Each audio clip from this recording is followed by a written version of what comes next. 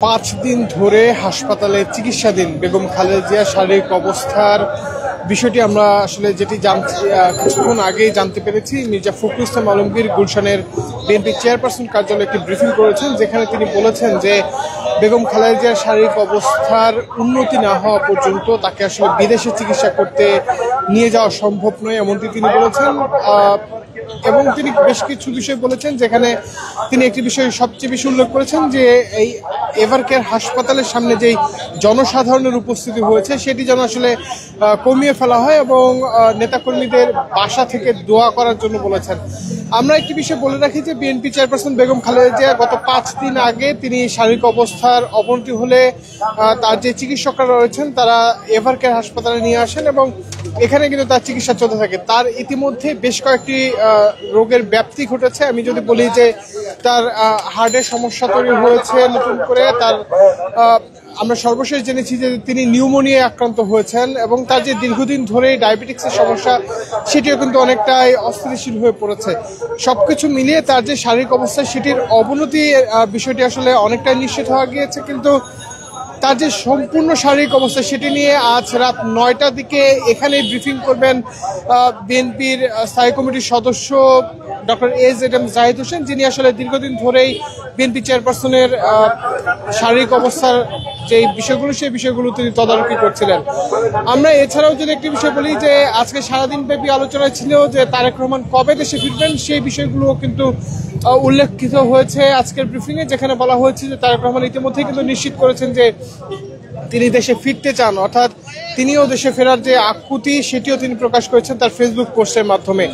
ঠিক তেমনটি মির্জা ফখরুল ইসলাম আলমগীর বলেছেন যে তারেক রহমানের যে বক্তব্য সেই বক্তব্যই তাদের শেষ কথা।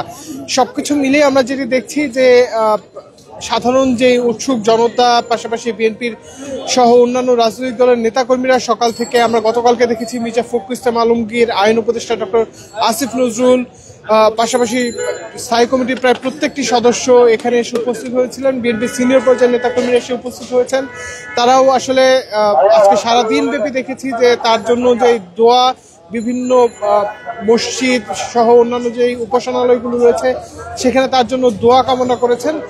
আর আমরা কিছুক্ষণ আগে একটি চিত্র লক্ষ্য করেছি যে এখানে একজন ব্যক্তি এসেছিলেন যিনি আসলে জানাচ্ছিলেন যে প্রয়োজনে তার হার্ট দিয়ে দিবেন বেগম খালেদা জিয়াকে, কিন্তু সেই সুযোগটি আসলে নেই। কেননা আমি যদি একটি বিষয় বলি যে খালেদা জিয়ার যে বর্তমান শারীরিক অবস্থা সেই শারীরিক অবস্থায় চিকিৎসকের পরামর্শবিহীনভাবে আসলে কোনো কিছুই সম্ভব নয়, এমনটি কিন্তু বারবার বিএনপির পক্ষ থেকে বলা হয়েছে। তবে আমি আরেকটি বিষয় বলে রাখি যে তার বিদেশে যাওয়ার ক্ষেত্রে যে ধরনের প্রস্তুতি, সকল ধরনের প্রস্তুতি গ্রহণ করা হয়েছে। বিশেষ করে তার যে ভিসা সহ অন্যান্য জটিলতা আছে সেই কার্যক্রমগুলো কিন্তু আমরা দেখেছি যে সম্পন্ন করেছে বলে জানিয়েছেন বিএনপি মহাসচিব মির্জা ফখরুল ইসলাম আলমগীর। ইতিমধ্যেই আমরা একটি বিষয় লক্ষ্য করছি যে আজ রাত 9টার দিকে ব্রিফিংকে কেন্দ্র করে গণমাধ্যম কর্মীদের উপস্থিতি বেড়েছে। তারা অপেক্ষা করছেন যে কি জানাবেন ডক্টর এজেডএম জাহিদ হোসেন। ইতিমধ্যেই আমরা এভারকেয়ার হাসপাতালের ঠিক যে সামনের অবস্থানটি, সেখানে বিএনপির একজন নেতা যিনি ঢাকা মহানগর উত্তরের সভাপতি আমিনুল হক, তিনি এখানের যেই নেতাকর্মীদের উপস্থিতি সেটি সরে যাওয়ার জন্য বারবার অনুরোধ জানাচ্ছেন। তবে নেতাকর্মীদের যে উপস্থিতি সেটি কিন্তু তেমনভাবে সরতে লক্ষ্য করা যাচ্ছে না।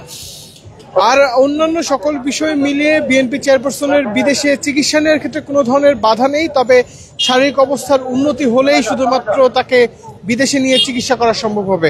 মূলত আমার কাছে এখন পর্যন্ত এই ছিল এভারকেয়ার হাসপাতালের সামনে থেকে সর্বশেষ রাত 9টায় ব্রিফিং করবেন ডক্টর এজেডএম জাহিদ হোসেন। তখন আসলে সার্বিকভাবে জানানো যাবে যে তিনি বেগম খালেদা জিয়ার শারীরিক অবস্থা বর্তমান কি কন্ডিশনে আছে। এই ছিল আমার কাছে এখান থেকে সর্বশেষ। এছাড়া যে কোনো ধরনের রাজনীতি, বিনোদন, খেলাধুলা এবং আন্তর্জাতিক সংবাদ পেতে বাংলা নিউজের সঙ্গেই থাকবেন। ধন্যবাদ সকলকে।